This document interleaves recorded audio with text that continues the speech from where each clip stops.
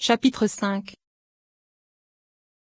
À propos de la lettre E, cette lettre en tant que telle a été expliquée dans la section sur les lettres. En vérité, il existe une différence entre sa présence au début d'un mot et sa présence à la fin d'un mot, comme par exemple dans Shameat, cela ou Akshiva, car cela se réfère au dernier attribut, et c'est ainsi que cela est expliqué dans le Zohar sur la Parasha Yehi Sarah. Ainsi, le E situé en début de mot se réfère à Bina et le E en fin de mot à Malkout. En fait, cette règle n'est pas applicable, et il est dit dans le Zohar sur la Parasha Teruma, à Motzi. Pourquoi est-il dit à Motzi et non Motzi? Car il est écrit créateur des cieux et non le créateur des cieux, auteur de la terre et non l'auteur de la terre. Alors pourquoi est-il dit à Motzi? C'est que dans tous les mots qui proviennent du secret du monde supérieur caché, le E est dissimulé car il provient du monde caché et mystérieux. Et tous les mots qui proviennent du monde inférieur révélé possèdent un E écrit, comme il est dit, qui fait émaner ses armées en nombre, qui appelle les eaux de la mer. Tous proviennent du monde inférieur. Et si un nom est écrit avec un E, comme par exemple à El Agadol, alors il provient du monde inférieur. Apparemment, cette parole semble s'opposer à ce qu'a expliqué le Rashbi, qu'il repose en paix. Et en détaillant cela, il se trouve qu'il existe une légère différence entre les deux car dans le premier cas il est dit que le E apparent se réfère au monde révélé, c'est-à-dire Malkout. Et lorsqu'il est dit alors il provient du monde inférieur, il semble que ce soit parce que le monde inférieur nécessite quelque chose de fermé. Et outre cette différence, la chose est elle-même l'inverse de notre opinion car ce qu'il est dit au début c'est que c'est parce que le monde est révélé qu'il se révèle ou parce que c'est Bina, le monde caché, qu'il se dissimule. Et c'est ce qu'il est dit. Et lorsqu'il s'agit de Bina, le E est apparent. C'est pourquoi il est dit que les révélations sont au nombre de 2 et que les dissimulations sont également au nombre de 2. Le premier type de révélation c'est le E, c'est-à-dire la révélation de l'action. En d'autres termes lorsque l'action se réfère à la connaissance qui se trouve au-dessus de l'action, comme à Kor ou à Omer, car le E apparaissant dans l'action se réfère à l'antériorité de la connaissance de l'action. Et cela indique la révélation. Et il existe une seconde révélation qui est la révélation du nom lui-même avec un E apparent, comme par exemple à El Agadol, car le E indique la révélation de El et de Agadol. Et c'est pourquoi dans le premier type de révélation, c'est-à-dire la révélation de l'action, le nom est dissimulé car aucun acteur n'est mentionné comme c'est le cas dans Zakor, à Omer ou à Osée. Et il n'y a là aucune révélation de l'individu qui parle, fait ou appelle. Et ceci est une appellation de Malkout car il s'agit du monde révélé dont l'action possédant une révélation se référait à la révélation. Et c'est parce qu'il n'est pas approprié à la femelle de s'élever dans le nom, car toute sa gloire est la princesse intérieure, qu'elle est dissimulée dans l'aspect de son nom. Et ceci même si l'action se trouve révélée car la révélation et le mystère s'appliquent à elle. La révélation car elle est révélée, et le mystère car il n'est pas approprié qu'elle s'élève dans le nom comme nous l'avons expliqué. Et le sens véritable de cela c'est ce que nous allons expliquer, avec l'aide de Dieu. En vérité, Bina est le monde supérieur comme cela a été indiqué, son action est indiquée avec un nom dissimulé ne possédant pas de E apparent. Ceci afin de démontrer qu'elle est un monde mystérieux. Et c'est pourquoi il est dit Boré ou Osée car c'est Bina qui créa les cieux,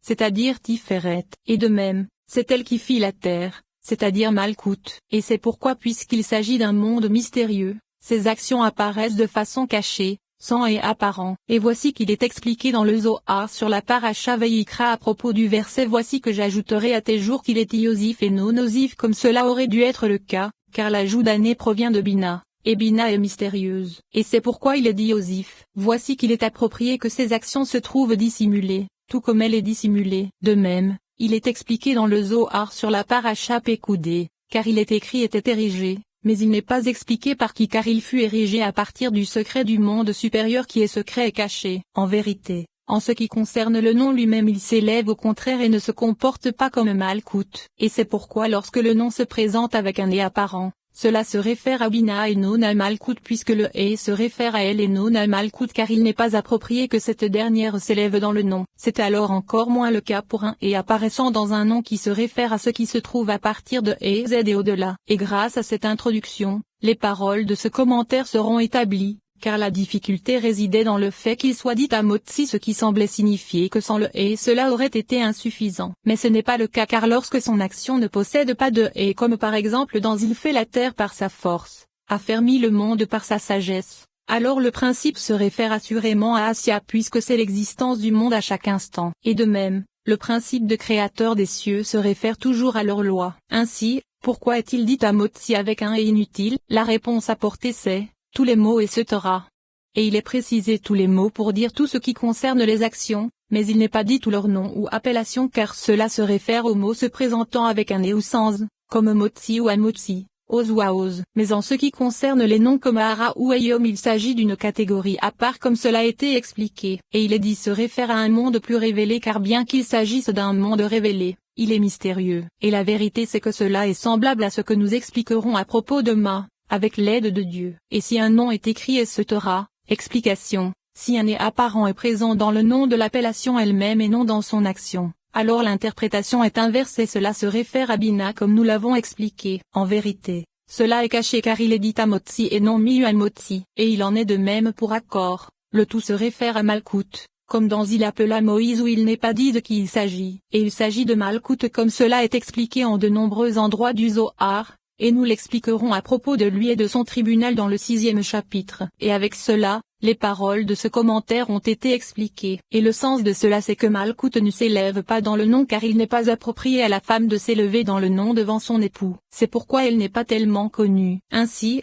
le « et apparent » ne s'applique pas à elle puisqu'elle n'est pas connue. Et ainsi, il est écrit à propos de la femme vertueuse qu'elle est connue des habitants de la ville de son époux. Et elle ne s'élève pas dans le nom, mais il est approprié que ses bonnes actions méritantes s'élèvent dans la connaissance du nom spécifique provenant d'Assia à toutes les extrémités de la terre. Ou bien il est possible que cela soit parce que Bina ne nécessite pas de se dissimuler des écorces puisqu'elle est appelée aigle, car elle est comme un aigle qui ne craint aucun oiseau du monde. Et c'est pourquoi son nom possède un et apparent afin d'indiquer qu'elle ne craint pas les écorces. En vérité, Malkout est appelée colombe et doit se cacher, comme il est écrit, les ailes de la colombe sont plaquées d'argent. Et c'est pourquoi il n'est pas approprié que son nom possède un et apparent afin de la dissimuler et que les écorces gouvernent, car c'est une colombe qui craint les oiseaux qui chassent. Et cette introduction a été largement expliquée dans les Tikkunim, mais pour des raisons de concision nous ne l'avons pas rapportée. La règle est que le « et » à la fin d'un mot se réfère toujours à Malkout, et lorsque le « et » se trouve au début d'un mot qui indique une action spécifique,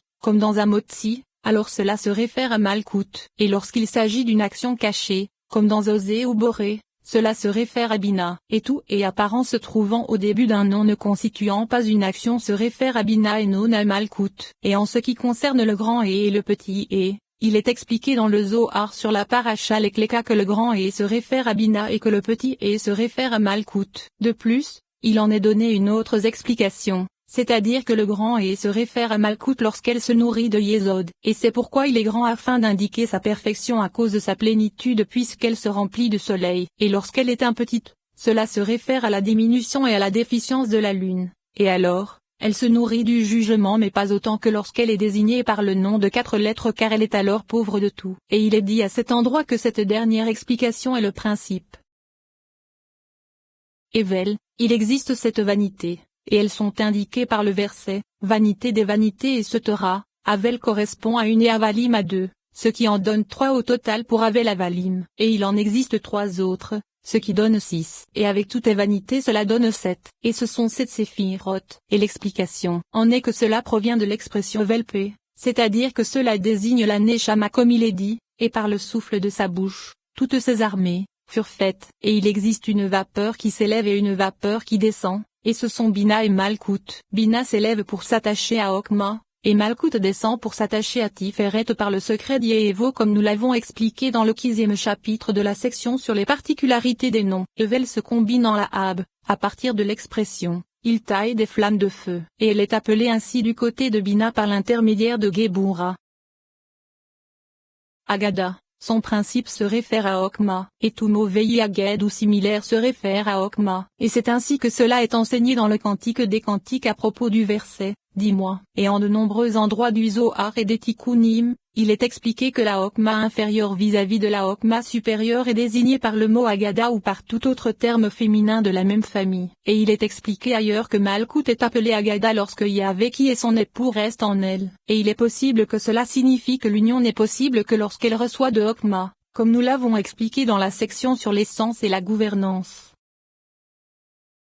Adom, voici les paroles de Rabbi Moshe à propos de cette appellation. Certains kabbalistes ont dit qu'Adom désigne Od dans mon marchepied. De plus, il semble que ce nom désigne la tribu Malkout, et ce qu'il est mentionné en dernier semble assurément être correct car il est écrit, et la terre est mon marchepied. Et le Rashbi, qu'il repose en paix, a expliqué dans les Tikkunim que cela se réfère à Malkout, et il est expliqué ici qu'elle est appelée mon marchepied lorsqu'elle contient les 10, car alors elle est un marchepied et une demeure pour toutes. Et l'explication de mes pieds est établie par je traverserai à pied le peuple qui me suit, car il s'agit d'expressions d'accompagnement. Ada, dans les Tikkunim et dans le Zohar, toutes les paroles du Rashbi, qu'il repose en paix, indiquent qu'il existe 3 types de myrtes qui correspondent aux 3 patriarches, et c'est vis-à-vis de que Malkout est appelé Adassa car cela s'interprète comme Adaé, et il est possible que ce soit vis-à-vis de cela qu'Etché avait le teint brouillé, car la myrte est verte et amère du côté du jugement, c'est-à-dire du côté de l'éveil de Bina qui est l'axe vert comme nous l'avons expliqué dans la section sur les couleurs. Hadar. Il semble qu'Hadar se réfère à Od, mais dans les Tikkunim, il est expliqué à propos du verset la voix de l'Éternel, avec majesté qu'Hadar se réfère à Tiferet, la voix de l'Éternel, avec éclat, c'est la magnificence d'Israël l'Ancien, car il est écrit, tu en auras une tête blanche. Voici qu'il est expliqué qu'Hadar se réfère à Tiferet, et dans le Sefer Oriaka 1 nous avons expliqué que cela se réfère à Netza, et nous avons argumenté cela à partir de plusieurs versets, et de même. Il est expliqué dans le Zohar à propos du verset tu t'es vêtu de splendeur et de majesté qu'Hadar se réfère à Netza, et il est possible que lorsqu'il est dit c'est la magnificence d'Israël cela signifie que Od est un trône et un fondement pour Tiferet. Il s'agit d'une appellation de Keter, et le sens en est que cette séphira est cachée et dissimulée pour l'œil de tous, et c'est pourquoi on l'a désignée par un mot se référant à la dissimulation. En vérité, dans le Zohar sur la paracha Vayera, il est expliqué à propos du verset il était assis à l'entrée de la tente que cela se réfère à Bina, et de même, dans la paracha Vayetse il est dit, et le monde supérieur qui est le jubilé a été appelé U car tous ces noms sont cachés, et c'est également ce qu'il a été dit précédemment dans la section sur la réalité à propos de ce que nous avons expliqué du verset voici qu'en ce jour, et il est possible que cela signifie qu'elle se dissimule parfois par le secret de sa disparition vers la réalité du Yod se trouvant dans Zokma, et puisqu'il est dit à U avec un nez apparent qui se réfère à Malkout, cela fait apparaître ces 2 réalités. La première c'est la réalité du Yod, c'est-à-dire U, qui se trouve dissimulée. Et la seconde c'est la réalité du Hé, c'est-à-dire la réalité qui se révèle, qui est représentée par le Hé apparent, et c'est l'inverse de Ké qu'il a été expliqué au début car nous avons dit qu'il s'agit d'un mot dissimulé représentant l'aspect caché de la réalité du Yod. Il se trouve que le Rashbi,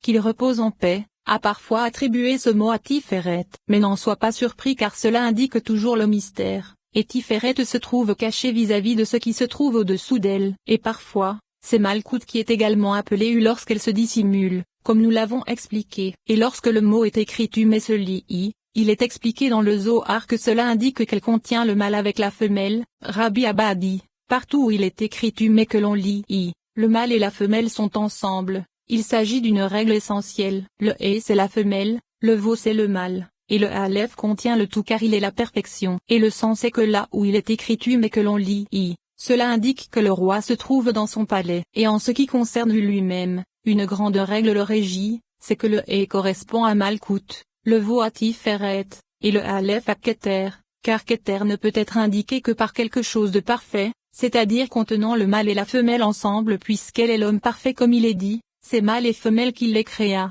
Et il leur donna le nom d'homme. Les 2 ensemble, et cela est mentionné car la difficulté provient du fait que le nom de 4 lettres soit écrit avec une forme de jugement mais se comporte comme une forme dénuée de jugement, et le sens en est que même le nom de 4 lettres contient Malkout par le secret du dernier et c'est pourquoi nous le notons et là est contenu l'autre nom. En vérité, en ce qui concerne U et I, la femelle n'est pas indiquée dans U, c'est pourquoi il n'est pas approprié qu'il soit écrit I, et lorsqu'il s'écrit U et se lit U et non I, nous dirons que la femelle est indiquée dans U, et c'est ce qu'il est dit, il s'agit d'une règle essentielle, et il se trouve que ce commentaire enseigne que le mot U contient Malkout, Tiferet et Keter, et de plus, la signification du fait qu'il s'écrive U et se lise I, c'est qu'il se réfère aux 2 ensemble, le roi sous son dais et au sein de son palais. Od, selon le Sefer Shareït Zodek, la signification du fait que cette séphira soit appelée Od c'est qu'elle se revêt de la tribu Géboura pour humilier les ennemis, pour remporter les guerres, et pour libérer ceux qui aiment le Très-Haut. Et le secret de cela se trouve dans « Mon visage s'altéra et devint livide » et toutes les sortes d'actions de grâce qu'énonça le roi David dans le livre des psaumes correspondent à cet attribut. Et il en est de même dans le Sefer Ahora, et dans le Sefer Hashim, Rabbi Moshe a expliqué qu'elle est appelée Od lorsqu'elle se revêt de Géboura. Et la preuve qu'il avance à cela, c'est le verset, Saint ongle lève à ton flanc, ô brave,